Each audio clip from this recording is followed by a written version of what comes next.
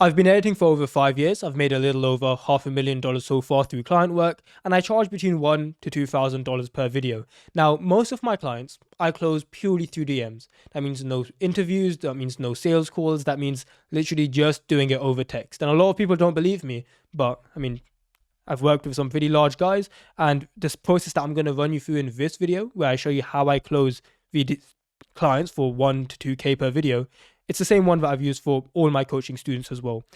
We've coached a lot of editors to get to sort of 5 to 10K a month. And this process I'm going to run you through is the exact same process that I've used to close all of these clients and help all of these editors close clients as well. Here's what we're going to cover in this video. It's going to be the sales philosophy, the opening messages when you're outreaching and also when you're getting inbounds, establishing expectations, so making sure you know what to say to continue the conversation, threading, which is a super useful conversational technique to stop you from getting ghosted, follow-ups, so that if you do get ghosted, at least you know what to say, handling objections, so when someone says your prices are too high or they ghost you, what do you do? And closing, how do you actually turn this person into a paying client rather than someone who promises work but never actually sends you videos? So let's jump into the first step, which is sales philosophy. Realize that as you are being an editor, you're going to transition from a hobbyist to an actual entrepreneur.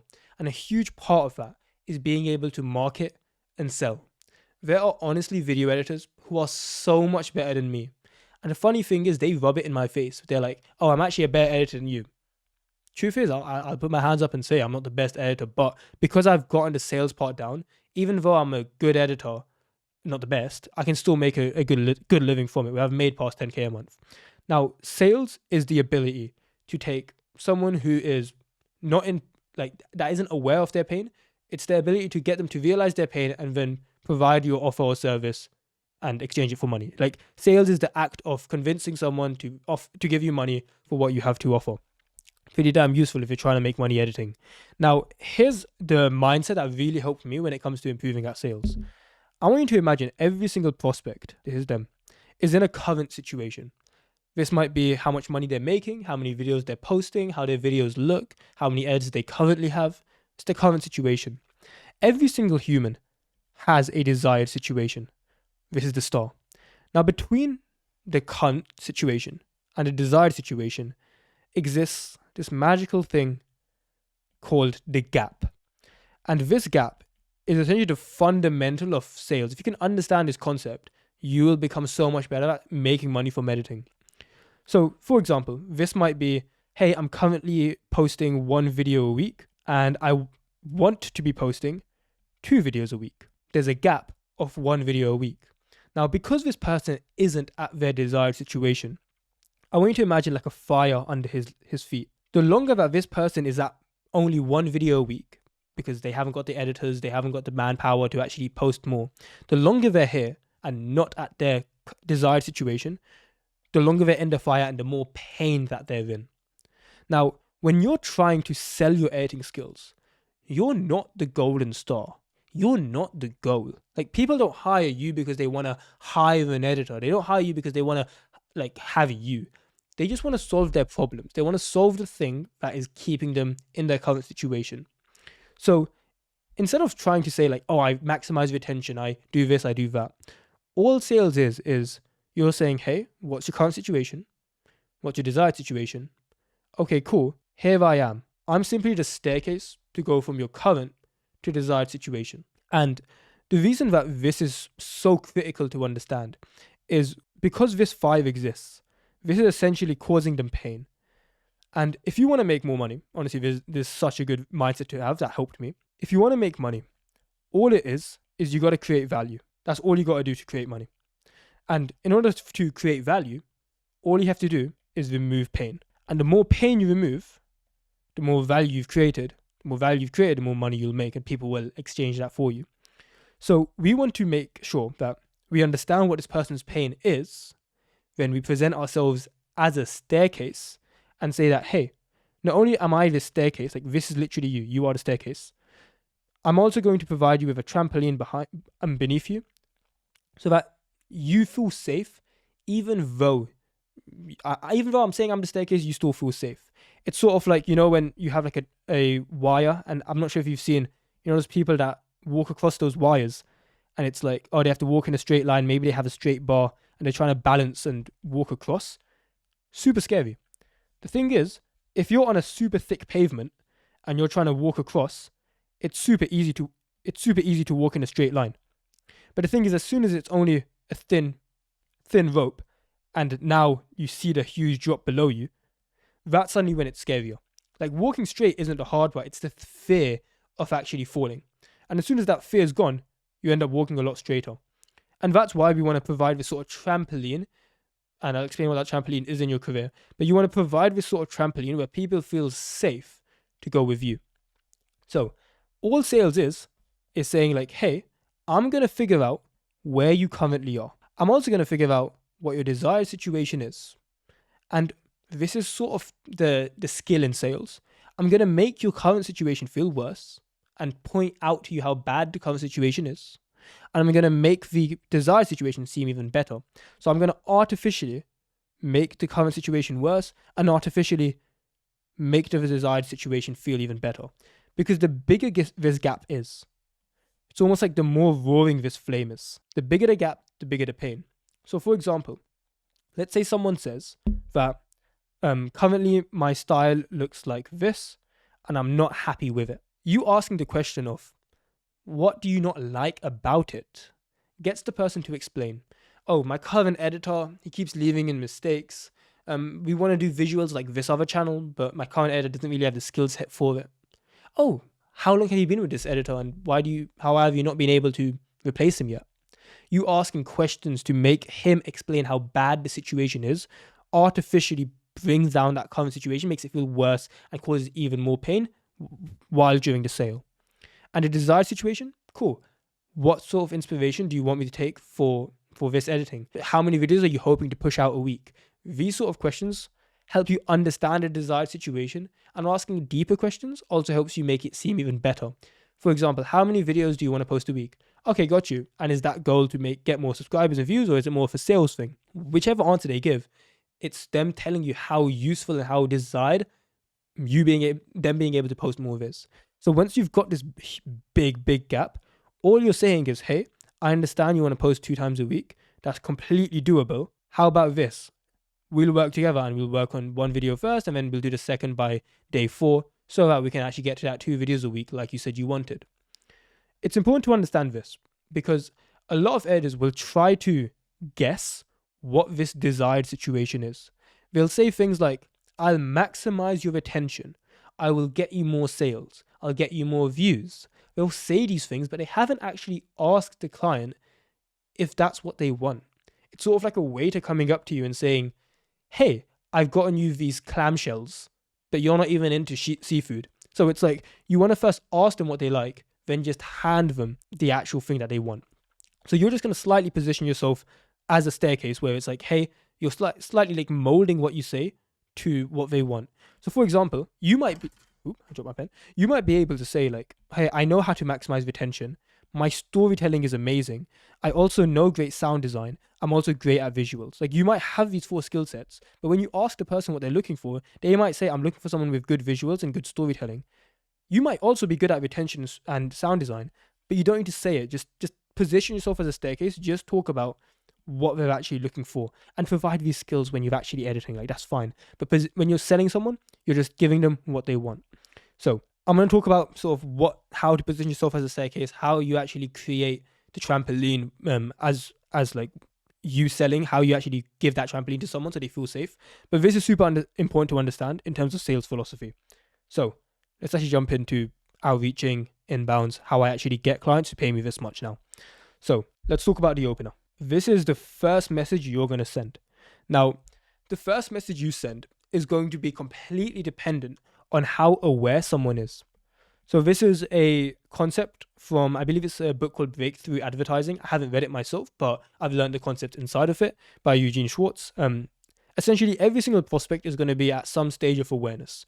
You've got, at this end of the spectrum, you have unaware. Then that is terribly written. So you've got unaware, and then a little bit better than that, you have someone who is problem aware. A little better than that is you have someone who is solution aware. A little better than that is you have someone who is product aware /service. And then all the way over here, we have someone who is most aware.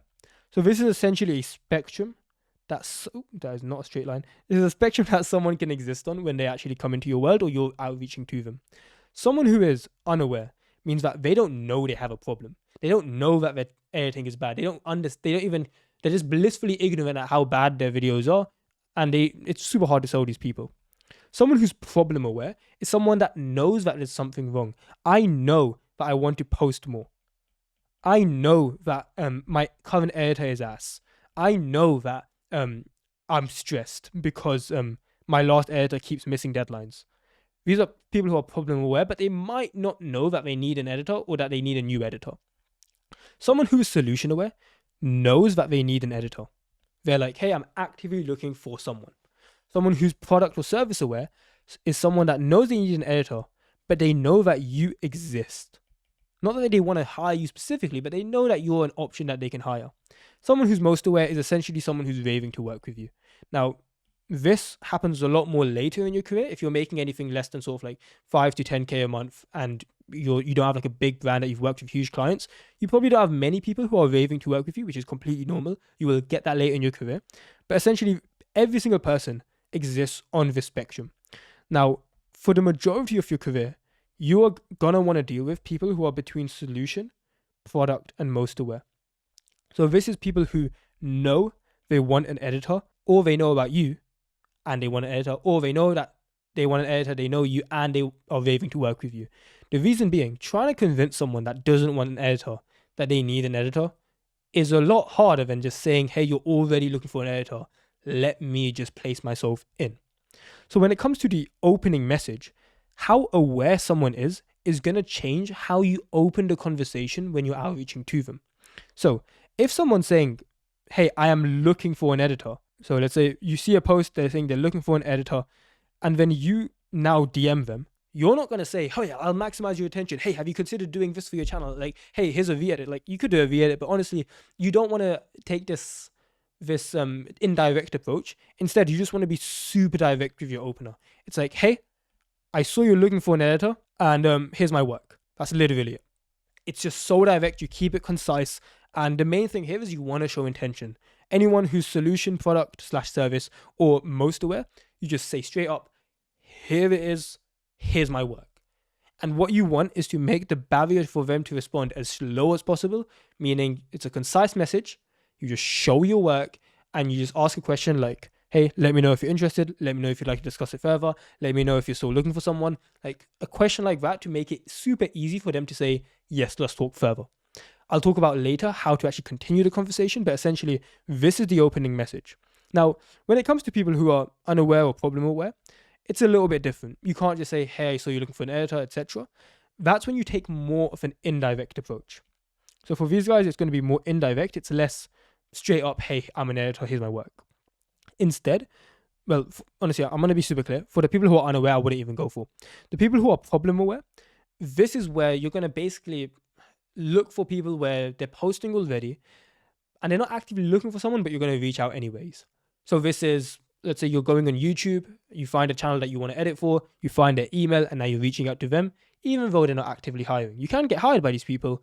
It's just your conversion rate's going to be lower, and you also want to take a slightly different approach when you're opening. This is when you're going to come up with the questions like, hey, noticed XYZ about your channel or about your videos. Have you considered this? Sort of like considered hiring an editor? Have you considered like changing the style slightly to someone more like this? Here's someone that I've done in a similar niche to yours. When you post your video, let me know if you want to discuss it. You'll take a more indirect approach to you actually being hired or pitching this person. Then once you've got interest, then you're pretty much like back in the game where you're taking someone through the current situation, desired situation, conversation, which I'll explain exactly what to say then. But the opener is essentially, you're going to be a lot more direct for the guys where they know they want an editor. For the people who are problem aware, that's where you're going to be more indirect. But honestly, for most of your career, you can just focus on these guys. I have built my entire career just working with guys who are actively looking for editors. I normally can reach out to about 20 people a day. So that's the volume I'm doing. And I'm doing it to people who are actively looking for editors. If I had extra time, then maybe I'll do the indirect messages to problem aware people. But yeah, you can build a very successful career just working with guys who are solution, product, or most aware. So that's the opener. You're just going to be super intentful, say what you are there for. Now, let's talk about what to say when they actually respond. So let's say you send out 500 messages, you might get 50 responses, 100 responses or so. So like a 10 to 20% reply rate. Now, let's talk about establishing expectations. Now, this is what you actually say once someone's in your DMs. You need to establish whether you guys are a fit or not. A lot of editors have this sort of sniper mentality where they have this client that they want to go for. They only reach out to them. If they say yes, awesome. If they say no or they get ghosted, then they're super sad. But the thing is, you need to figure out whether you and this guy are actually compatible to work with each other. How do you define compatibility? How do you know if this person is actually worth your time as a client, and also if you're the right editor for them? There's really 3 factors. It's going to be the style that they want. It's going to be the deadlines that they want you to work on. And it's going to be the price that works for both of you. The reason it's super important to establish expectations early is because you're going to be in hundreds of these conversations. And if you're spending anything more than honestly, a few days speaking to a client, you're going to mentally burn out. You're going to spend more time thinking about what to say to clients rather than actually editing. And the worst part is you're not even going to end up working with these people because they end up ghosting you because you don't know how to take them through a sales process. So when it comes to style, deadline, price, all we're trying to do is bringing it back to the sales conversation. You're trying to find their current situation with style.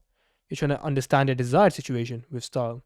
You're trying to understand a little bit about when they usually get videos done by, so the current deadline situation, and you want to understand how quickly do they want the videos to be done.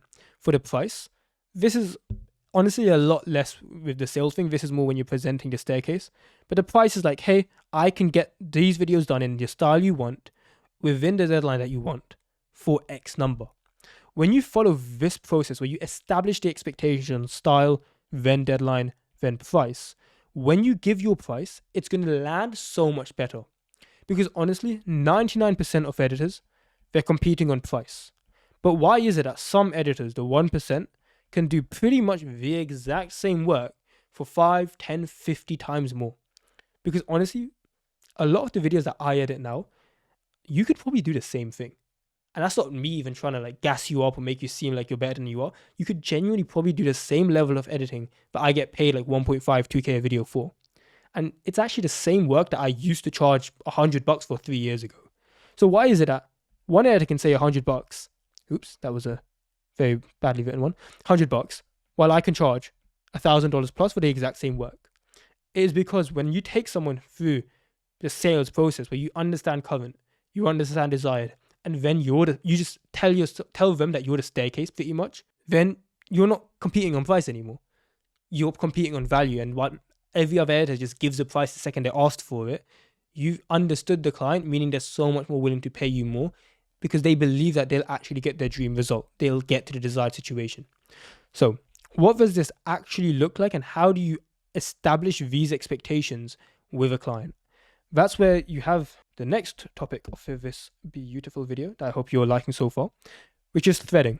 Threading is a conversational technique that I actually learnt because I was an extremely antisocial kid who couldn't speak to anyone. People would ask me hey, how's it going? And I'd be like, good, how about you? And they'd be like, good. And we would just awkwardly stand there. I was a super socially awkward kid, but during family events, I would be the kid sitting in the corner of the room playing Clash of Clans or Clash Royale on my mom's phone instead of interacting with my cousins and stuff. I was such an antisocial kid. And I used to read books like How to Influence and Influence People and a few others just in order to become more social. And this is a concept in conversations that I learned to become more social, but I realized actually works so effectively to get clients. Whenever someone gives you a statement, you want to respond to it, but you also want to throw in a little question. You want to thread it to the next question, to the next person, so that they can give you another statement, and then you're going to respond. But then you're also going to throw in a little question so that they can respond. So they give you a statement, and then you're going to respond. And instead of just responding, you're going to give a little question. So pretty much threading is where instead of just giving a response, you always give a response plus ask the next natural question that's coming up. The reason being, you need to take control of the client conversation. Realize that between you and the client, you are the entrepreneur who is trying to close this guy. So the burden of the conversation is on you. If you want to do this quick experiment, look at the last time that you got ghosted by a client. Look at the last 5 times, look at the last 10 times. Did you ask a question? More specifically, did you ask a question that was very easy to answer? Because more than likely, if you look at those last 5, 10 times you got ghosted, there was at least one time that instead of you asking a question, you just answered the question and then let the ball go in no man's land. Like, who speaks next?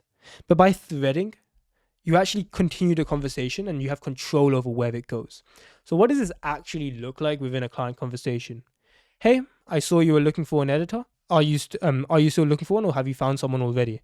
So it's like, hey, so you're looking for an editor? That's the statement. Are you still looking for someone? That's the question. Then they're going to respond. They're like, yes, I'm still looking. And they just leave it at that. Instead of just leaving that or responding in some random way, you be like, you give a statement, which is like, oh, awesome, dude. Statement / response. It's like, oh, awesome, dude. Glad to hear that. I've actually just had my availability open up. Then you ask the question, do you have videos to work on right now, or are you yet to record them? You've asked the question. Now the person responds. So they give like a statement. Yeah, I've already got a couple recorded. Okay, got you. So that's the confirmation, like, okay, got you. And then you ask the next question, which might be, yeah, got you. When were you hoping to get the next one out? So can you see how you are basically taking control of where the conversation goes, rather than letting them just sort of go where they want? Because if you just let them go where they want, they're going to take it to absolutely nowhere. And you just want to thread from one point to the next to get them to come to the natural conclusion that they should work with you.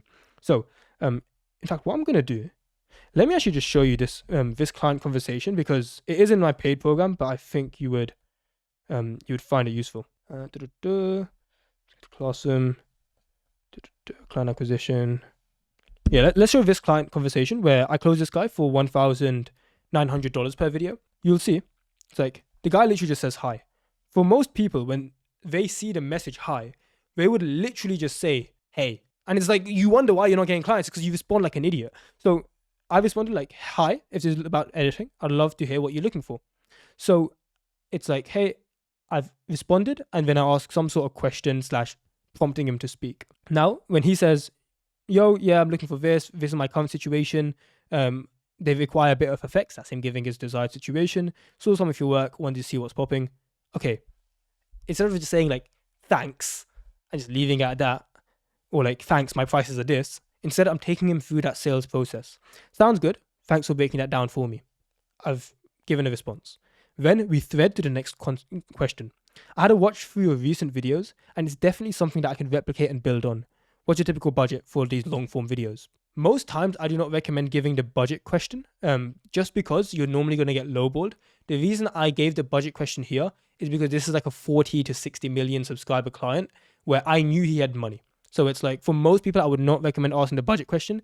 Instead, I would take the approach where you just give your price later on in the conversation, rather than using it as a threaded question.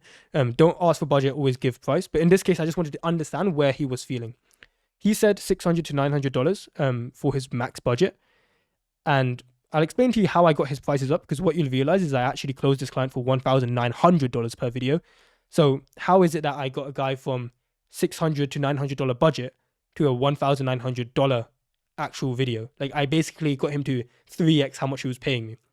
I'll explain that. But it's because I actually took him through this threading process. So, hey bro, let's say he says, be looking for extra help. Wanted to see how it goes. Hey bro, I'd love to learn more. Could you send some examples through video, please? Or would it be similar to the ones we referenced before? So now I'm understanding, is his desired situation to do a different style, or is his desired situation to do simply more? If I start pitching him that, hey, I'm going to help you improve your style and make better visuals, that might not be what he wants. Sort of like that sales process we talked before. I need to figure out what this guy's desired situation is, and I'm going to figure that out rather than just giving him a cookie cutter solution. I need to figure out, does he want the same style as his current channel, or does he want something new? So when I'm doing that, he basically gives me the explanation like, hey, this is what I want. Awesome. I now have a desired situation. How much, and here, because we're sort of responding in real time, before I threaded to the next question, he could have gave me a response already after this got you. But when I threaded, it was this. How much footage would there typically be? And is there a pre-cut? Meaning, is the footage already cut for me? And how much footage would there be? So basically, I'm taking him through this process where I'm understanding how much footage is there, how long is the final video going to be? Like, I'm asking these questions to really understand where are we trying to go here? Because as soon as I've actually figured out what he wants, look how easy it is to position myself as a staircase. With the reference video you've sent, I just stumbled there. With the reference video you sent and considering uncut footage, I can get it done for £1,500, which works out to around 1.92k per video. These videos took me about 2 days each. So it's like pretty damn well. And because I took him through that sales process, look at the response that I get after saying that price. All right. Most editors would say the number 2,000 or like £1,500, and the client would just ghost them. So why is it that some people, well, most people just get ghosted while I can be here and I say the number, he just says all right, and I got him to pay up front. So it's like, yeah, how is that? It's because I took him through the actual sales process. So I'm competing on value, which no other editor has taken him through that process, so they all seem invaluable. I am competing on value rather than just competing on price. So when it comes to threading, all you're doing is trying to figure out from A, where someone is a stranger. So imagine you've sort of got this like spectrum where you've got point A, then point Z, and you need to go through all of these steps in order for them to become a client, where point A is them being a stranger, point Z is them being a paying client. A client's not yours until they've paid you, by the way, but a paying client. You need to take them through B, C, D, E, F, G, H, I, J, K, L, M, N, O, P, Q, R, S, T, U, V, and you're just going to thread from one point to another. So this one might be like understanding the style, and then naturally you need to find out like, hey, are you ready to work on a video yet? Then it might be, how long is the footage? Okay, cool. Like, are you currently working with anyone else? Like that sort of thing. And okay, cool. Can you send the footage through? So now you're getting some emotional investment. Okay, got you. Considering this, considering that, it's going to be this number. Does that work with you? And then you handle objections. But you're really just threading from one point to another. If you end a point in your chat where there's no clear response that they need to give, you're done. Like, that's when you get ghosted. It's sort of like when people say like, hey, I'll hit you up for the next video. And you just say, thanks, looking forward to it. Are you surprised that the guy didn't hit you back up for a video? Because you didn't thread. So instead of just saying thanks, it's like, I'll hit you up for another video, bro. You say, thanks, looking forward to it. When do you think that video would be done by, can be sent by? Oh, I'm not sure. If the guy wasn't sure, if you just said thanks, you would have never known he's not sure when he's going to send the next video. That's why he didn't. But by asking the question, you have found more information. Oh, I'm not sure. No worries, bro. Even just an estimate would help, just so that I can plan around that. So it's like, do you have an estimate? Okay, then he'll give you a date. Because now when you reach out to him on this date, it's so much less needy compared to you just saying like, I'll hit you up when there's a video. You say thanks. And then 2 weeks later, you hit him up out of nowhere. Instead of when you have a date that he specifically said, you can hit him up on that date. So when it comes to threading, you not only do it when you're taking them through the sales process, really understanding what their desired and their current and their painful situation is, you're really just asking each question one by one. And also throughout the relationship, you're doing this. So even when you're working with a client, you still want to be threading. So that is threading completed. Now, let's talk about follow-ups, because you still are going to get ghosted when you are following this process. So let's talk about how to follow up. Just so we have definitions, follow-up, in my opinion, is like, I sent the last message. So let's say here's our chat. I have sent the most recent message. He did not respond after a day or so. I am now sending another message to refer back to this. In my opinion, that's how I define follow-up. Now, should you do follow-ups? Should you not? In my opinion, just fucking follow up. The reason being, you do not get poorer by following up. Like, honestly, if you're at a point where you need clients and you're trying to make more money, lose your ego. Like, it's not desperate to follow up. In fact, most of the clients that I've had to get, I had to do a follow-up with. Sona, a client that I got a 6 or 7 million view video for that kickstarted my career, I did follow-ups because I got ghosted. The Sidemen, a 20 million subscriber channel, I had to follow up because I got ghosted. And there's so many other channels where I got ghosted and I followed up. Do people think I'm desperate? No, because following up is normal. It's like it shows you're a competent business owner and you're messaging properly. Now, in terms of following up, the mindset around follow-ups is super important. As soon as someone ghosts you, your goal is no longer to close them. So throughout this entire process where you're threading, you're basically trying to get from A to B to C to D, sort of taking them through the step-by-step process of going from stranger to client. But as soon as you get ghosted, your goal is no longer to go to the next step. It's no longer to progress the conversation. It is just to get engagement. So let's say you said you went through the whole process. So these are all the DMs. Cool. You come down to the price. You say it's $700 per video. Cool. And you get ghosted. Don't ask the question, oh, are you ready to send one through? Oh, let me know when you'd like to get started. If you've been ghosted, the goal is no longer to move to the next step in the client relationship. It is just to get a response. So even if this guy says, no, it's too expensive, that is better than no response at all. So best case scenario, the guy says yes. Second best case scenario is the guy says no / maybe / any objection, where they're saying like, I can't because of XYZ reason. I can't right now because I need to do this first. I can't right now because I need to record the footage first. I can't right now because I need to talk to this editor first. The worst thing that could happen is there's no response at all.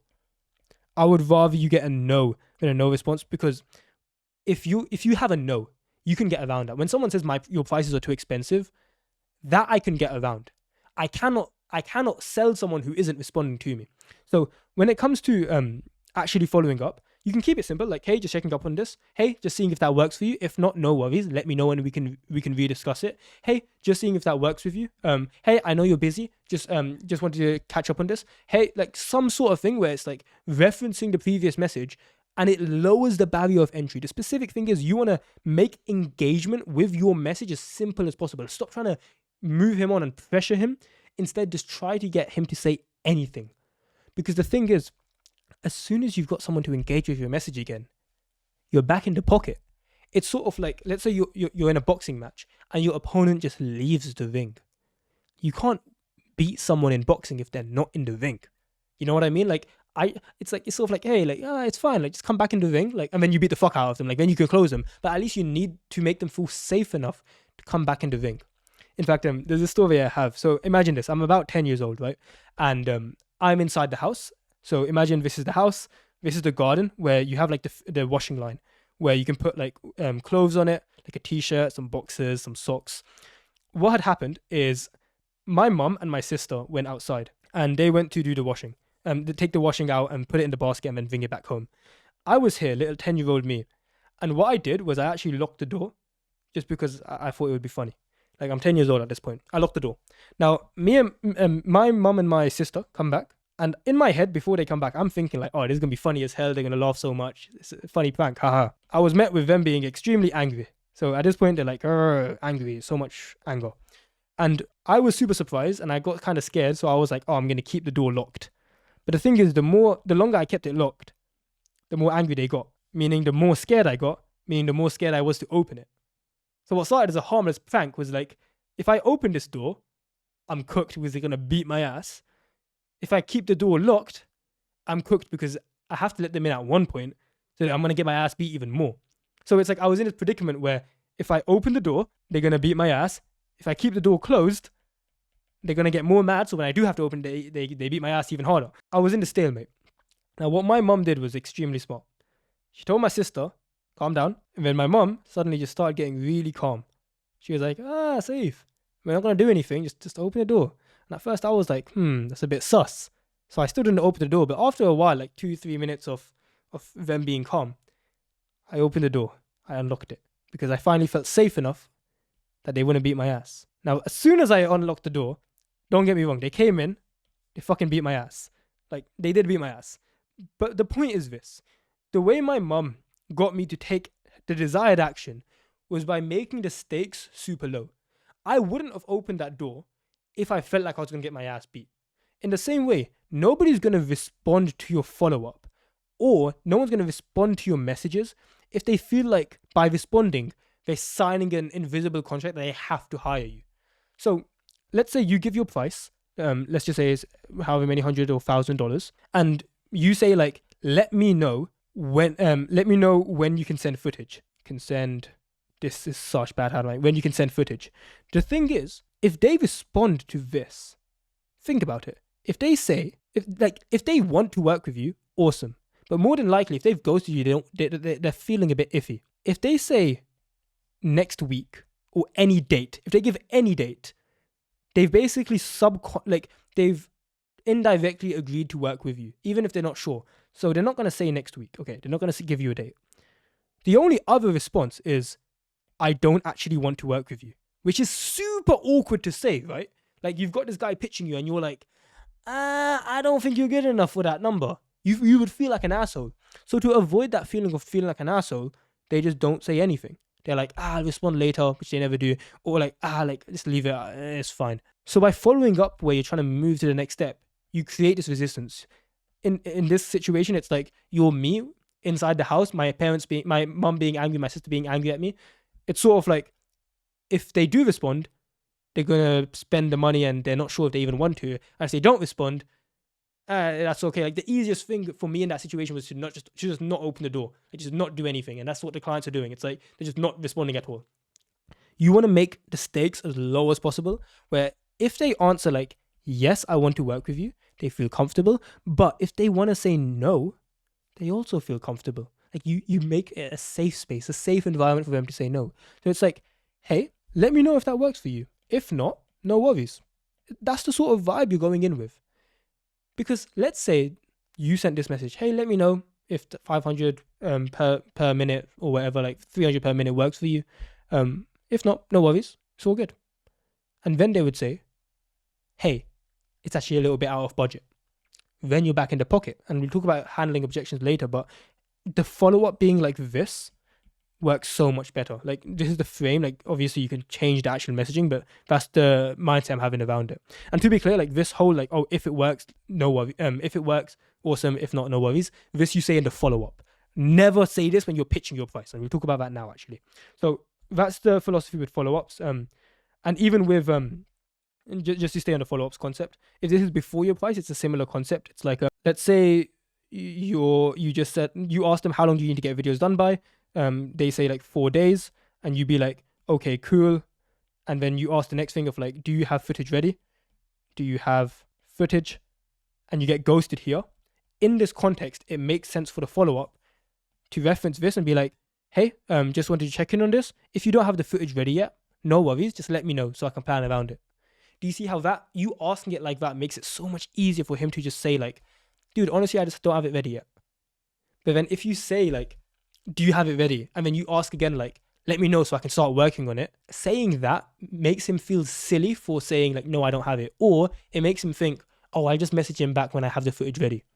So you really just want to make a no feel okay and a yes to feel okay. That's what you're doing with follow-ups. Now, let's talk about the next part of the DMs, which is where you've gotten to the point where you understand his current, where are we? You understand his current situation, you understand his desires, you've asked him questions by threading, and you've expanded this gap. This is the point where you're going to pitch.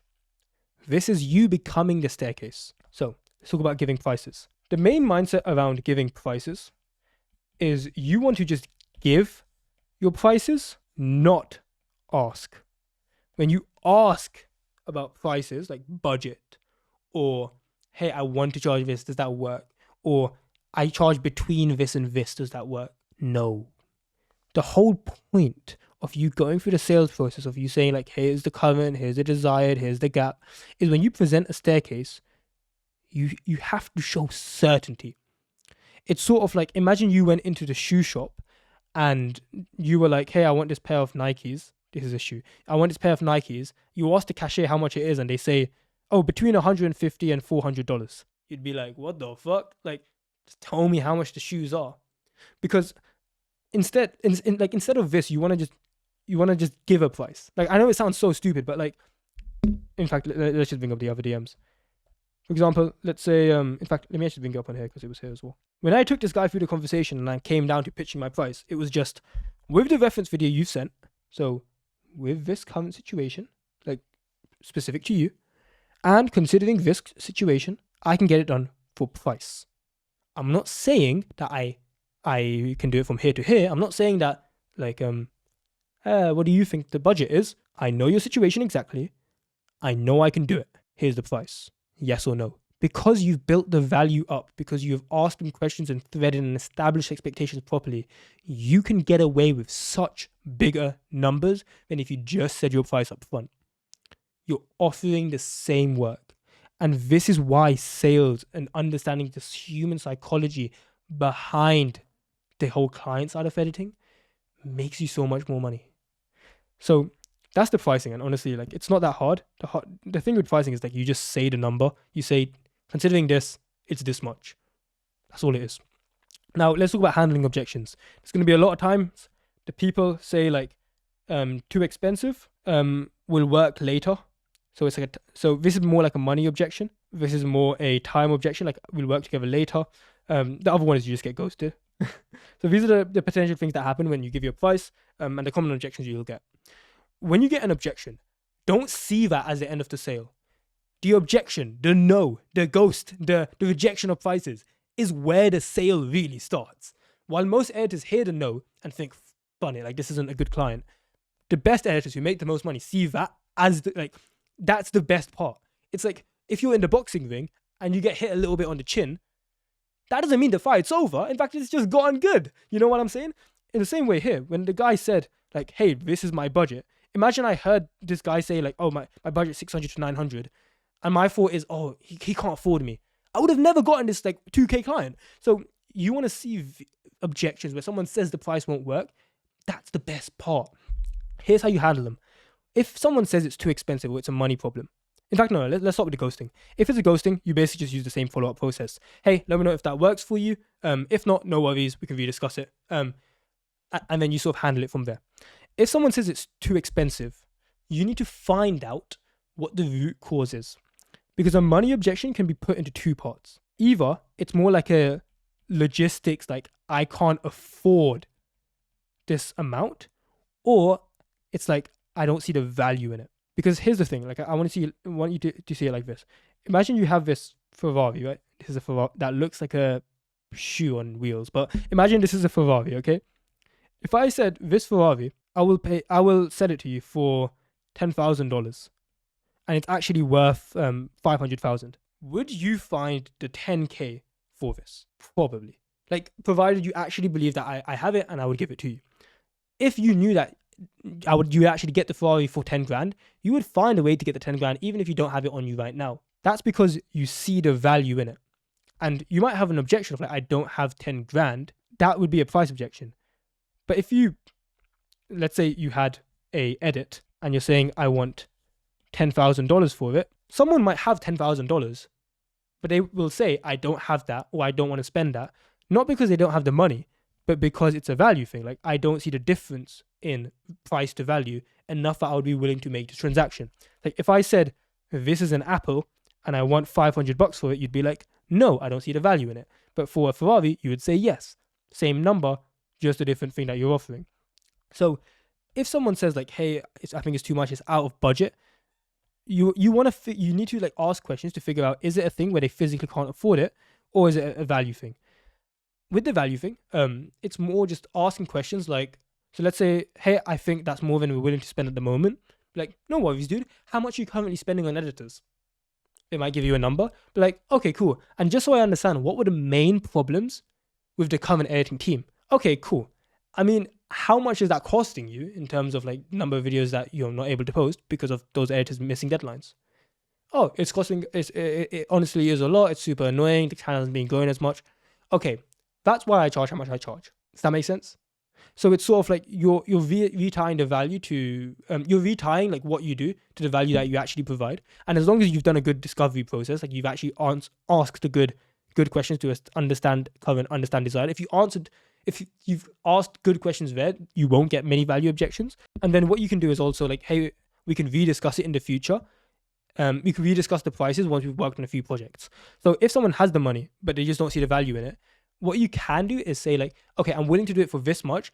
and we can rediscuss it after after the first video. Would that work with you? Or you can ask for something like, cool, I can do it for this number, which is a little bit less, if we can do upfront payment. Like, you create some sort of tangent to why you're lowering the price as a negotiation tactic, just so you can get someone in, and then it's easier to raise after that. Now, if someone physically can't afford it, you basically do the same thing, but you're just trying to figure out like what actually makes sense for them. So if you go, I would always assume that it's a value objection, because most people have the money, and if you think that people don't have the money, you will always undersell yourself, because you have this mindset that other people don't have money just because because you wouldn't pay for that. You go in with the mindset that no one else would pay, which makes you cuck yourself in these current conversations. But always assume that it's a value objection, and if you really can't get through with it, that's when you handle it as if it's an affordability objection. This is where I like to renegotiate. I'm just going to write renegotiate, but specifically you need to renegotiate terms and pricing. So the worst thing you can ever do, and I call this like the Indian marketplace negotiation, where let's say you said, hey, I want 500 for a video. They say no, and you say, okay, what about 400? Worst way to negotiate, purely because they're going to think like, okay, why did you not just offer me 400 in the first place? If you do this, I promise you, like 9 times out of 10, you'll just get ghosted anyways, even if 400 would have worked. Instead, you want to renegotiate the terms as well as the number. So it's like, okay, 500. They say no. And let's say you were going to do a price drop. It's like, completely understand. I understand. You always react positively. Completely understand. When do you think you would have the first video done? Video ready? When video ready? Okay. And then he might say like next Monday. Be like, perfect. If we can defo work on that video, then I can do X. Like, you give your slightly reduced number. The reason being, you might go in high with like 500, but you're really willing to do it for 400. You come in high 500 and you use 400 as like a low ball, not a low ball, like a downsell offer. So because I've renegotiated terms saying like, hey, as long as you do this, then I can do Y, then it makes that price drop feel less Indian scam marketplace sort of vibe. And now this guy might say yes, and you'd be like, perfect, dude. Just so I can lock that in, let me know if Stripe or PayPal works. So you collect payment up front, because as soon as you've got payment, that's when the client's actually yours. So that's how you handle the money objections. If it's a time thing, where it's like, hey, we'll work on this next week, or let me just record this video first, a lot of editors think this is actually them closing a client. So it's like, they'll go through the client conversation. The client will say like, perfect, man, let's work together. We'll do your price and I'll get you footage from next week. I'll hit you up when I'm ready. And they don't hit them up. The reason being, a client is only yours when money has actually been sent. So that's why you always want to collect cash up front. So these are actually objections, but editors see it as they've actually closed the client, which is hilarious. So how do you actually handle these objections? The way I like to do it is, you want to talk in their interest, where payment is actually good. So for most editors, they see it as, oh, if I ask this guy to pay me up front, that's going to be me calling him a scammer, or it's going to be annoying for him. But the thing is, you can actually word it and frame it in a way where them paying up front actually makes it better for them. So in this example, like let's say the guy's like, hey, perfect, I can get it ready in a week. So let's say, hey, I need a week to get this done. Be like, perfect, dude, looking forward to it. Would it be cool to get payment? So would it be cool to get payment up front? And then this is the important thing, so that I can prioritize this video as soon as you have it ready. So I can prioritize, so I can get started as soon as it's ready, so I can make sure to clear out those days. You ask questions, like a question like that, because if you can get payment up front, you've locked that client in, first of all. But more importantly, if they say no, I promise you, if you don't handle that objection, or if you didn't ask for upfront payment, they weren't going to reach out to you when they actually said they would. They would have just ghosted you. You're uncovering that real objection. For example, let's say I have another example of a client I closed, because I like to give like different price points. I believe it was the $700 per video guy. Yeah. So it's like here, this guy. Oh, it was not this guy. I lied. Apologies. It was $550 per video. Yeah, for this. This guy said, I was like, hey, does Stripe work? He was like, can I pay after? I held frame. I said, I just do pay first. If you're not comfortable with that, I understand. I do pay first. Cool. Now, here's the thing. When it comes to pay first, I saw he had a ton of issues with it. He was like, like I've never had an editor do that. I'm not trying to scam you, like all of that good stuff. And the thing is, he was probably being honest, but subconsciously, if he doesn't pay me, I know he's just going to want to go to someone else, or he's going to want to get around his problem in another way.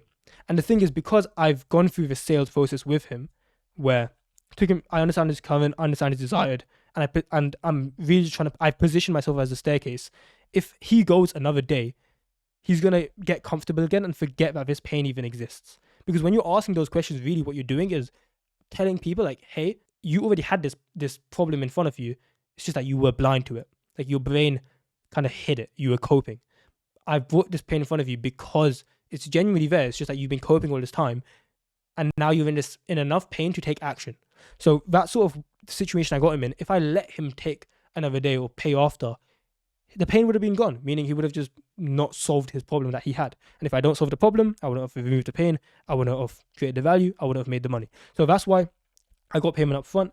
And really what it's about is you're just holding frame. Like this guy went back and forth, and then he finally cracked. He says, I'll pay up front. If you're all cool with that, then we collected payment up front. So when it comes to handling this, oh, I'll work with it later, or I'll pay you later, or is it cool that I record this video first? You'd be like, no worries, dude. Of course you can. How about this? Let's get payment sorted up front. Let's get payment sorted. That way I can get started straight away. So that's how you handle those objections. And we've already done the ghosted one. So really that is pricing and how I handle that. And also handling the objections so that when someone says no, because the no is expected, it's how we get back in the pocket. Now, honestly, with closing, I basically just gone through the entire thing. You need to collect payment up front. A close is only really closed when payment has been sent. So sort of like we talked about this A to Z process where you're taking someone from A to Z, where this is a stranger, this is a paying client, because once someone's paid, they don't actually leave. They might be on X or Y, where they're ready to work with you, they just haven't sent money, but someone can easily go from a Y to just ghosting you. As soon as you have someone to Z, that's when you're basically locked in the client. And the thing is, a lot of editors say like, oh, but I trust my client, but I don't think he'll scam me. Or here's another one I've heard. Oh, I'm too new to do this. I've been doing this pretty much from day one. I got scammed for my first ever video where I did payment half up front, then half later. I got scammed for the second half. Ever since then, I've been doing payment up front. I've never had a problem with it if you follow this process, but it's like the whole point of this payment up front thing. Yes, you won't get scammed. Yes, it's like you build more trust because people trust you more once they've actually invested in you. But the main thing is you will just get more work faster. You will get more consistent clients, and everything just works better when they've paid up front, because it's like you no longer have to plan around ghost clients. You don't have to plan around theoretical clients that promised you work, but you don't know if you're actually going to get it. Because I've seen so many editors that do payment after, where let's say they know they have client one who sends them 2 videos a week, and then they have the new client who says, hey, I want 1 video a week. And then they'll say, okay, they say to client 1, hey, I'm only gonna be able to take 1 per week because XYZ reason. And then the client never actually sends a video. Like, and now you've just halved your income because of this for a ghost client, like a hypothetical client. If this guy pays, let's say this guy actually pays, now it makes sense to go from 2 to 1, or just keep the 2 videos and also just do this one. And now you've actually increased your income rather than dropping your income for absolutely no reason.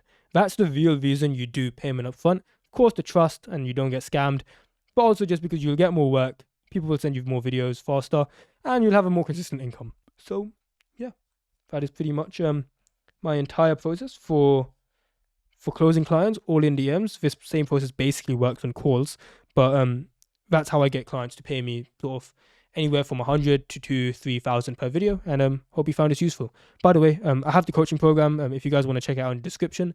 Not everyone's eligible, but you can book in a call just to figure out if you're a fit.